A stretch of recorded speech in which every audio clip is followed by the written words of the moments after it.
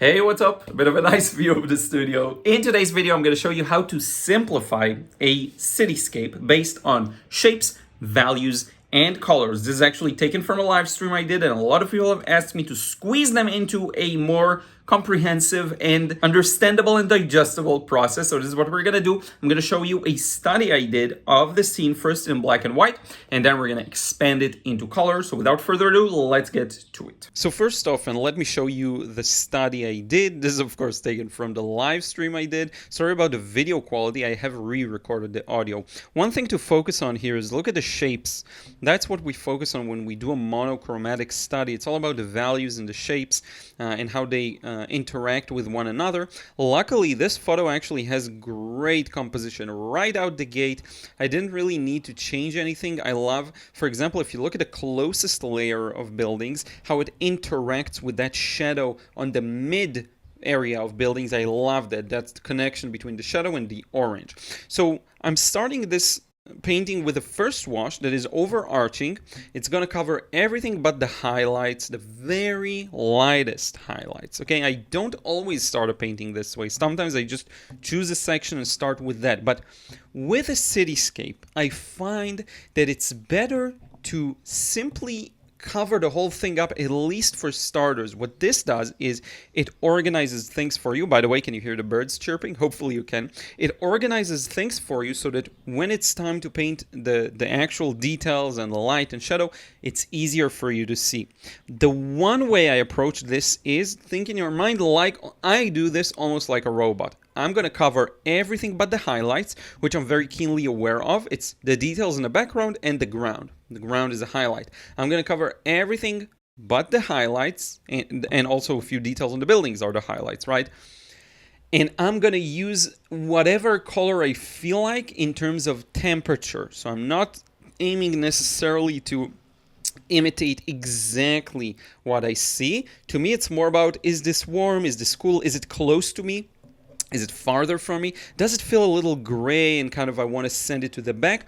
Or, on the other hand, does it feel like it's close, it's bright, and I want to bring more attention to it? Okay, so when you look at the buildings closest to us, they're quite orange and red, and that's great because it's going to send them forward. When you look at the buildings at the back, they're more gray, they're more muted. The colors I'm using, generally speaking, are just the French ultramarine or phthalo blue could work here. Don't overthink the colors. Think in terms of temperatures, okay?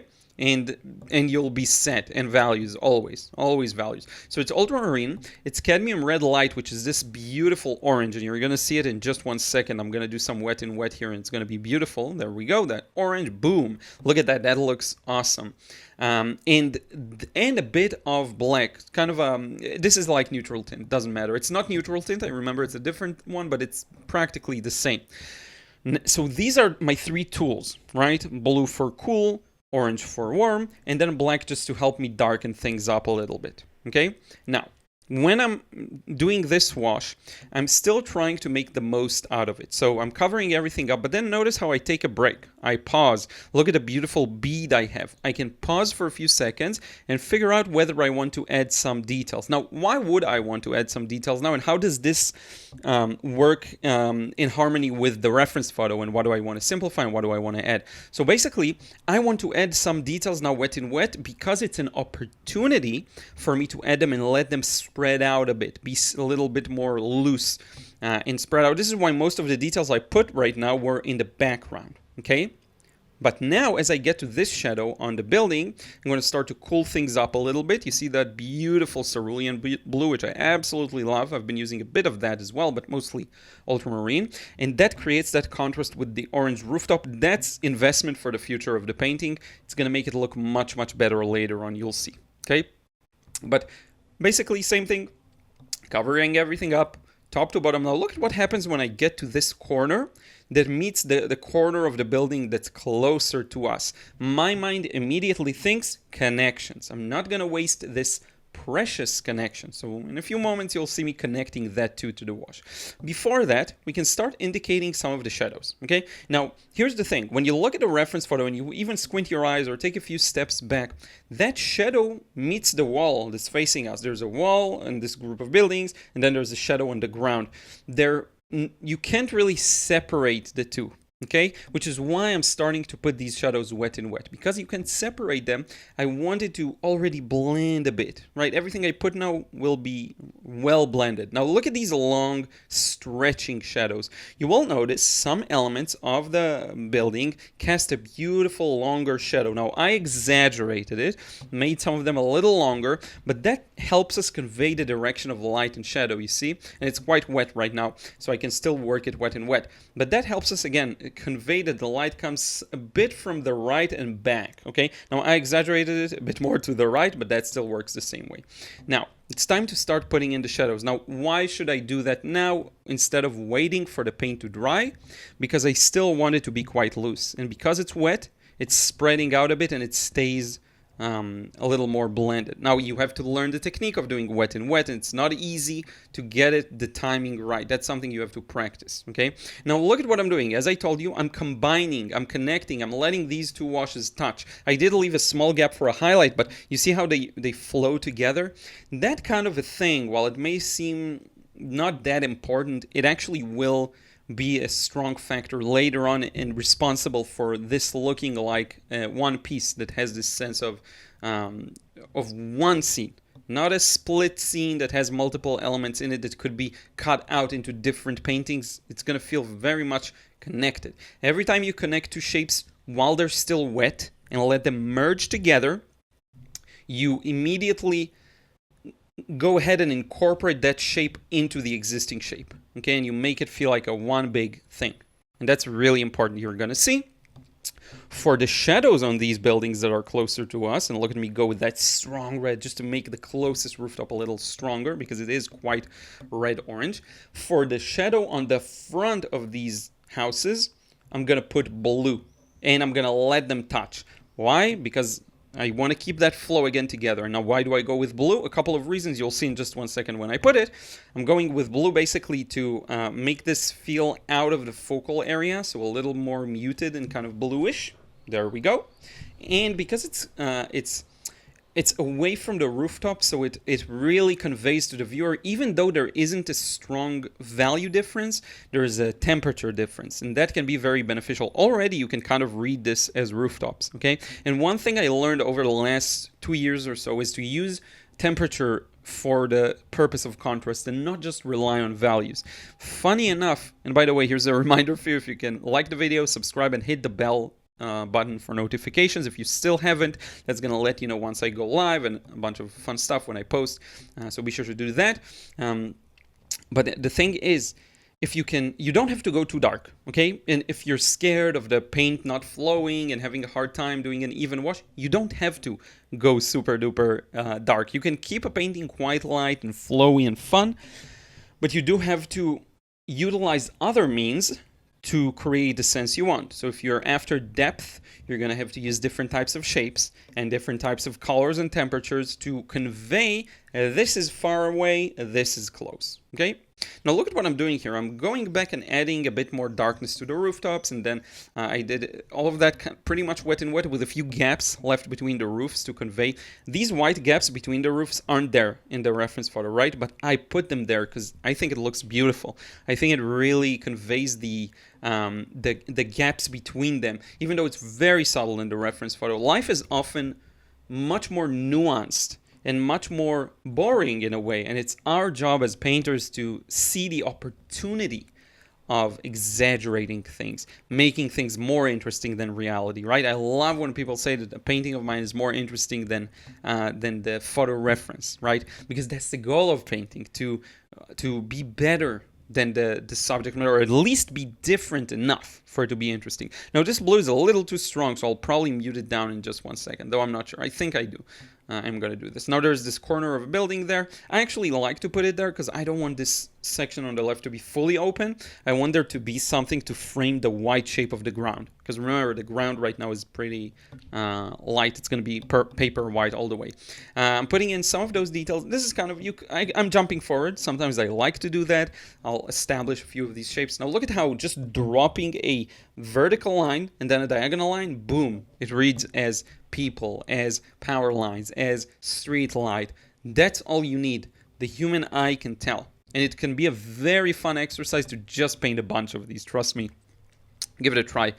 This is why I always recommend choose high key scenes or strong contrast scenes where you can see the light and shadow.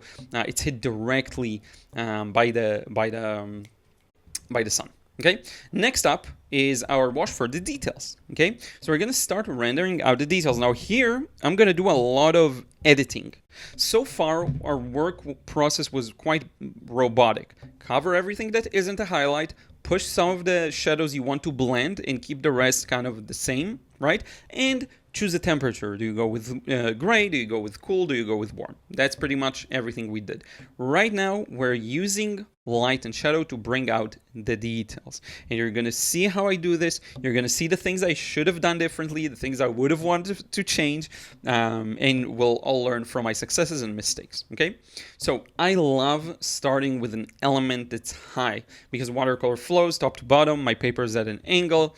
A few words about materials and stuff because people always ask, right? The paper is at about 15-degree angle. My palette is just a generic metal palette. My paints are Paul Rubens paints, I believe. Yes, Paul Rubens paints. I told you about the orange, French ultramarine, all of that. Brushes are Skoda and Lebenson brushes, kind of a mix.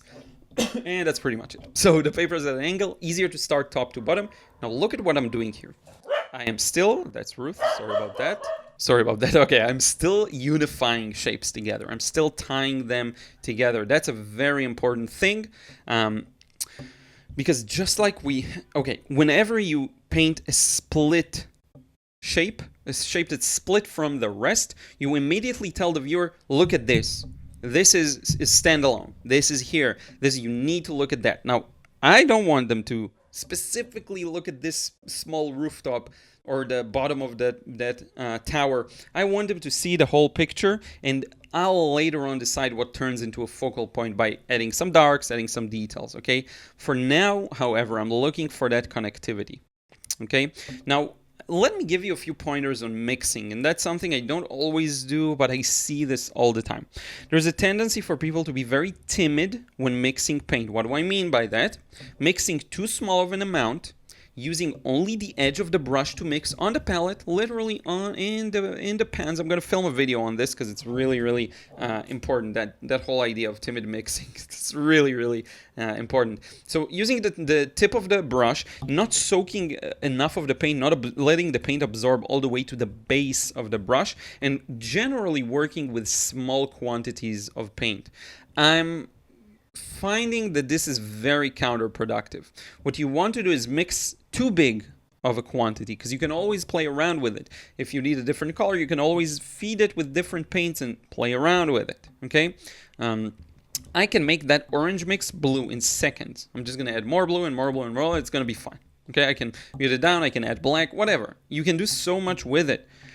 But you need to be able to mix a large enough of a quantity to not be afraid to work with a big pile of mixed paint and a big brush sometimes, and using the entire brush, not just the tip of the brush that barely touches the paper, everything. It's very important, and it's one of those basics that I see people messing up all the time. I actually now remembered I have to film a video on this topic.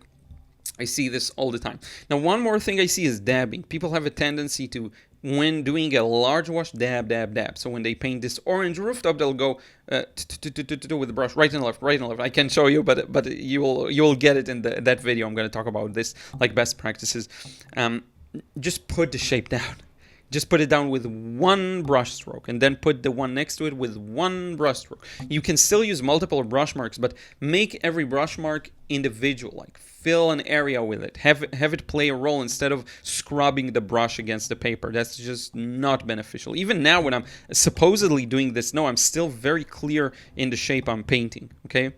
That's something we'll talk about more. Now, this is an opportunity, while the bottom of that shadowy part of the wall is still wet, to put those shadows, right? The shadows at the bottom that should be darker and stronger. Right now I can put them and they'll blend right in with that wall and not be too prominent. And I'm also using this chance to add a few details, right? That that kind of triangular part of, I don't know, it's a restaurant, whatever that is, it's kind of beveled out, or not beveled out, it sticks out to the right. I put that in as well. Just be careful, go over the shapes you already put if you can, don't mess them up too badly. Now this is also an opportunity to add the doors and the windows and everything wet in wet, because it's gonna spread out.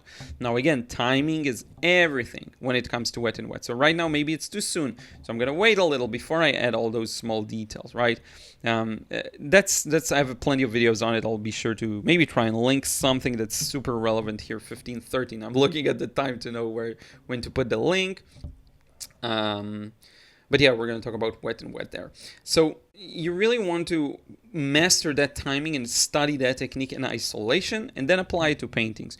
Don't worry, the watercolor journey is strange. It takes time. Things are learned in cycles. I have been doing this for 7 years, about 7 years, something like that, and I'm still learning every day something new. And there are time periods where I don't paint nearly enough, and I still, it's a long, long journey. Don't be discouraged. Just go for it. You'll produce the best result you can produce is the one you can produce right now. Okay, so if you produce something that is below your standards, that's perfectly okay. In fact, the more you improve, you'll find your standards improve too, and you'll start disliking your current results, and that's how you know you need to improve. Okay, now again, this left side, I'm trying to have it not stand out too much, so I'm kind of going fast over it. I'm not putting in too many details there.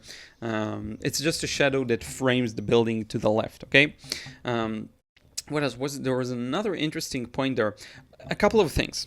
I actually played around with the values and the colors here. So the rooftop I put in is obviously much more orange and dark than the reference photo. The reference photo's rooftops are quite anemic, and that's due to the angle where they meet the light. Now I love the reference photo, but I wanted to do it this way. So I went for a strong, punchy orange that's probably as dark as that shadow in the front.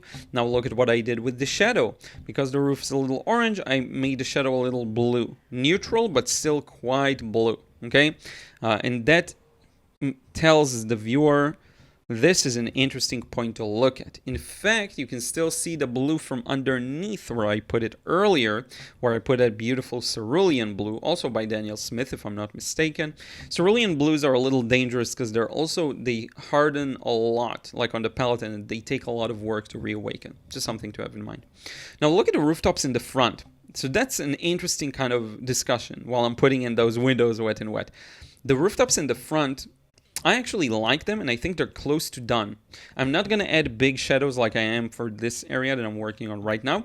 I'm probably going to keep them the same way they are, and that way I'm telling the viewer, look at the tower and that structure in the middle with what we're painting right now, rather than those rooftops that are closer to you. The rooftops become some kind of a supporting element, and that's a very fun experiment. We talked about it during that live stream too, of how can you manipulate the scene so much and dictate for the viewer, this is the focal point. Then you can do another attempt and say, no, this is the focal point. No, this is the focal point. I could do another version of this where the buildings in the front are the focal point. I'm going to put most of the details there, and I'm going to simplify everything else, right? You have the freedom as a painter. That's what I want you to embrace. Most questions I get asked, again, are questions of I don't have an answer for. The answer is go ahead, find out for yourself, and also see what works for you, okay?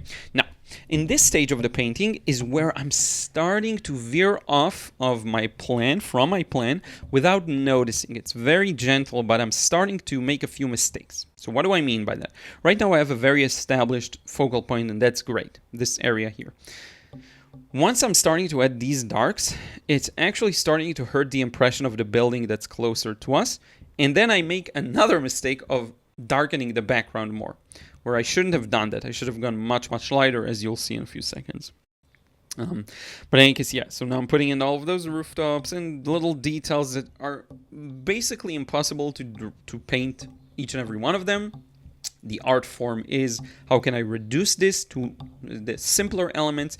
The way I do this, the real trick to it is I'm squinting my eyes and I'm trying to see an overall pattern. Sometimes it's going to be easy to recognize, and then I'll just paint that.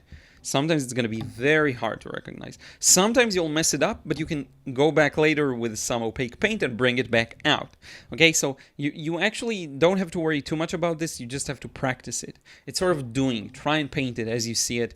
After doing it 20, 30 times, you'll start getting it. Okay, now look at the background here. This is what I was telling you about. I'm starting dark. I want the bottom to be the darkest. My idea was, let's make the buildings in the front contrasted with the background. But the thing is, in the process, I lost my focal point and the sense of depth to some extent. I didn't ruin the painting. I actually really like this painting. Still one of my favorites from the last, I don't know, 2 years or so. I'm a big fan of these kinds of views. But look at how dark I went there. And that takes away from that building complex or whatever you want to call it in the middle of the square. That's the kind of blooper that I made. And it's fine. It's not the end of the world. You're going to make these mistakes. I kind of get it when I move to the right, and I'm keeping things a little lighter there. But here we get to another wonderful and magical section of the painting process, which I like to call negative painting. So look at what's going to happen now. I'm designing the shapes of all of these rooftops by painting the shadows around them. And that's the way I decided to simplify these rooftops, by cutting through and simplifying their shapes to just a diagonal like the ones on the front, because there's so much going on there. It's very hard to capture everything. So I'm just like, okay, it's going to be flat diagonal rooftops, and I'm going to add a few dormers here and there, or a few very mild details representing their front kind of architectural details. But this is it. And look at how these rooftops suddenly appeared. How do elements and objects appear in watercolor? You paint negatively around them, and you create a new shape by painting the dark shape around it. And that's another useful skill in watercolor. It's not so much as a technique, it is a matter of awareness. While you're painting, you're really trying to be aware of, am I creating, like, what's the shape that I'm creating? What does it look like? And what does the shape I'm leaving behind looks like?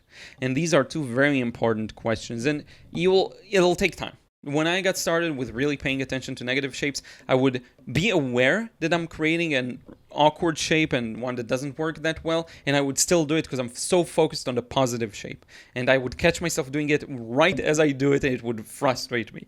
But then with time, you'll learn to alleviate it. The one solution I can always give you is just like spend hours painting. That's the one thing that will bring you forward. And try and fix those best practices I told you about. Like mix using the entire brush. Use a large quantity there. You really want to see the mixing area full of paint and water, juicy paint. Don't go anemic and use just the tip of the brush. That's okay for this stage where I'm adding details. It's not okay for the earlier stages, okay? So look at how those buildings on the right, they just, boom, appeared. That's the magic of negative shapes. That's the magic of positive versus negative shapes. And now we're at the fun stage of, let's add some small details. There isn't too much there. It's mostly small details and the front buildings. That's pretty much everything we're working with right now. I'm going to soon switch over to an opaque white paint. And that's going to really help us bringing in some highlights that we lost and some details, and that's perfectly fine. I love that kind of a process. By the way, I think this is one of my most underrated videos, painting processes, and it got like the live stream got maybe 2,000, 3,000 views, something like this. So if you're watching this, I think I feel good about it. I really wanted to produce a video based on that live stream because so many people miss the live streams. That's just the nature of it. And there are some great processes that go unnoticed, and I that's why I revive them once in a while. And also do some shorts and everything, which is a good opportunity to ask you if you have any feedback for me on what more you'd like to see. Let me know. I do, and by the way, look at these beautiful opaque details, bringing in the light, stacking highlight next to shadow. That's something I love doing. You see the shadow? Boom! Highlight next to it. Creates beautiful contrast, leads the viewer's eye there. It's just so fun. But in any case, I know I kind of stopped doing the proper series, like the paint show and painting masters and all of that. Kind of just doing my thing now. Let me know if you miss anything, or if you want to see something new. We can do a new kind of reaction playlist. You know, I'm open for suggestions. Just let me know. Now we switched over to my white gel pen. That's really going to bring out some fine details there. And then I'm switching in between. I'm using my opaque paint and my opaque white gel pen. All of my supplies, the most common ones I use will be, there's a link in the description box, just check them out and you'll see everything. But this color is John Brilliant in particular. It's one of my favorite opaque colors. It's by Shinhan PWC. It's a watercolor. I use it straight out of the tube.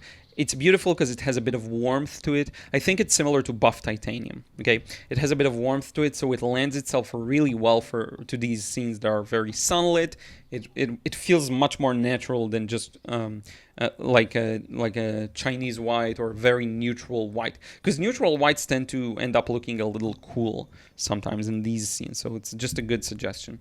What else? So just rendering those details, trying to make that separation. Remember I told you I wanted to have a separation between those rooftops in the background. That kind of backfired on me because the rooftops are dark, the background is dark. It hurt the sense of depth, so that's something that was a little annoying for me. But yeah, I'm kind of bringing back some of these details now. And you know what's funny? You don't even have to know what you're painting at this stage, because look at how different it is from the reference photo. We're way past trying to imitate the reference photo. We're way past painting things just like we see them, okay? We're deep in simplification land. And it's one of those things that are very rewarding. I find that naturally people who gravitate to this channel are into that kind of a style and not necessarily the more literal realistic style, which I enjoy from time to time, like that boat process I shared with you. Yacht, whatever that is in Marseille. I enjoy that sometimes, but for the most part, this is me, this is my essence. Like, how can I directly paint what I see in a simplified manner that still tells a beautiful story? And look at how these rooftops, you even get something that looks like smoke from chimneys or whatever that is in the middle there that was done wet and wet. That played out really nicely. Okay, now to be honest with you, this is just final touches. I could stop. The one thing I need more is those buildings in the foreground. You could leave them like that also, honestly. You don't have to add too much, but I wanted to enhance a bit of them, and you are going to see how this is going to play out over the next couple of minutes. So I have these rooftops here, and oh, by the way, this is important. People. I'm adding small figures to the edge of the shadow, literally by painting vertical white lines that convey maybe there's a person there that obstructs the shadow. Look at how effective this is to just place a vertical line, very small line near the edge of the shadow. Just a few. Now usually they have to be near the edge because that's where they'll actually appear, because otherwise they're within the shadow. People that are fully encapsulated in the shadow are just going to be, the shadow's value. Right? But look at how treating things this way is just super beneficial to the process. Because if you start to paint each and every small detail you do, and some artists do that very successfully, I'm not one of them. Thomas Schaller does more of that, like actually painting things as he sees them, very close architecturally, very close with the shadows. They have a very clear edge. I'm not like that, and if you're not like that too, look at how much this simplifies the process and makes it fun, right? Now here I am regretting what I did, so I'm kind of just lifting it back. I don't want it to be that dark. I don't need that. Everything I did right now was excessive. I don't need any of that actually. But that's fine. The more details I'm going to add there, it's going to kind of work itself out, okay? So small brush, kind of a neutral mix, okay? This is just a bit of black, a bit of blue, a bit of orange, a bit of everything, and small details to these rooftops. Now here, the whole overwork idea. Here you have to be doubly aware. Like, you have to really pay close attention to where you're going into too many detail land. Why? Because where's our focal point? It's that tower and those buildings in the middle. This is just supporting actors. And I know that sounds funny because they're closer to us, these rooftops, right? So you think, oh, they're so close to us, this could be the focal point. It could. It just isn't in this particular painting because I made the choice. So, being a supportive role, we have to keep it that way. And that's by being very sparing with the details here. Just a bit of them. Not too many, not too strong a contrast, not too many highlights, which we're going to put in just 1 second, Be very gentle at this stage. And I would give the advice, if you feel like you're constantly overworking your paintings, force yourself to take a break earlier than you think. Like, finish a first wash, take a break. Finish another shape, take a break. Finish another, like, when you take a break and come back, your brain knows, okay, this is what I'm going to add next. And you can kind of feel when you go back to a painting and it's done, like it's really done, there's nothing more to add, you'll know. If you took a 2-hour break, you'll know. At least that's my experience. You will feel that. You will be aware that this is done. This is like, I don't feel like, not only do I not want to, I really dislike the idea of adding anything else here. Okay.